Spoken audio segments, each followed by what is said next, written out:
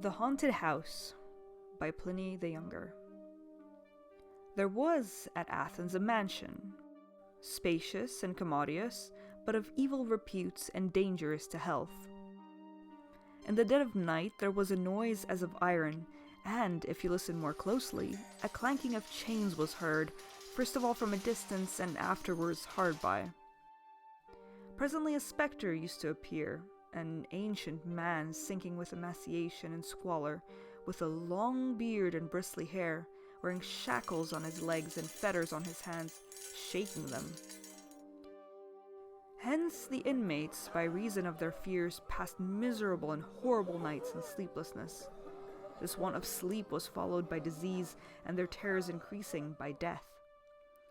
For in the daytime as well, though the apparition had departed, yet a reminiscence of it flitted before their eyes, and their dread outlived its cause. The mansion was accordingly deserted, and, condemned to solitude, was entirely abandoned to the dreadful ghost. However, it was advertised, on the chance of someone, ignorant of the fearful curse attached to it, being willing to buy or to rent it. Athenodorus the philosopher came to Athens and read the advertisement. When he had been informed of the terms, which were so low as to appear suspicious, he made inquiries and learned the whole of the particulars. Yet, none the less on the account, nay, all the more readily did he rent the house. Pleasure doing business with you. As evening began to draw on, he ordered a sofa to be set for himself in the front part of the house, and called for his notebooks, writing implements, and a light.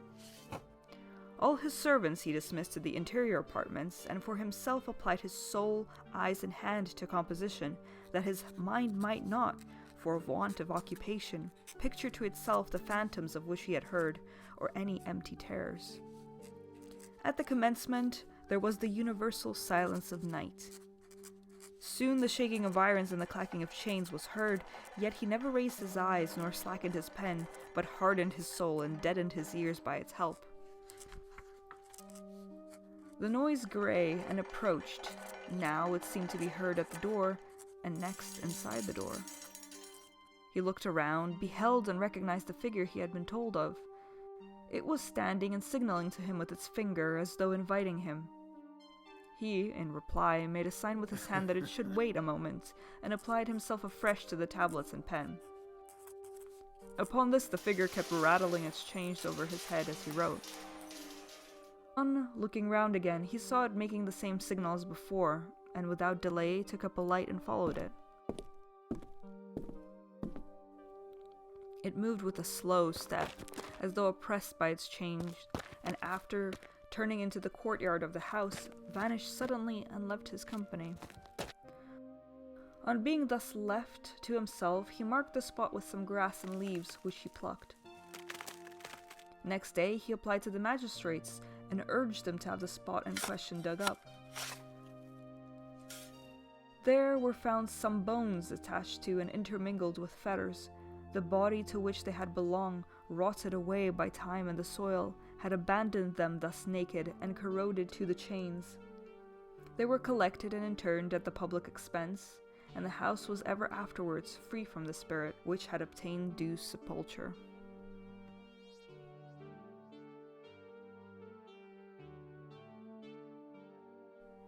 So this is something I wanted to do to celebrate Halloween. I hope you enjoyed the ghost story. It was in fact written by a Roman in the 1st century AD in northern Italy, and as you can probably tell, it's interesting to see how themes have crossed millennia, ghost and chains and rattling, and interesting how we are as afraid of it now as we were back then. Anyway, I hope you have a nice, spooky, and safe Halloween, and I will see you in the next one.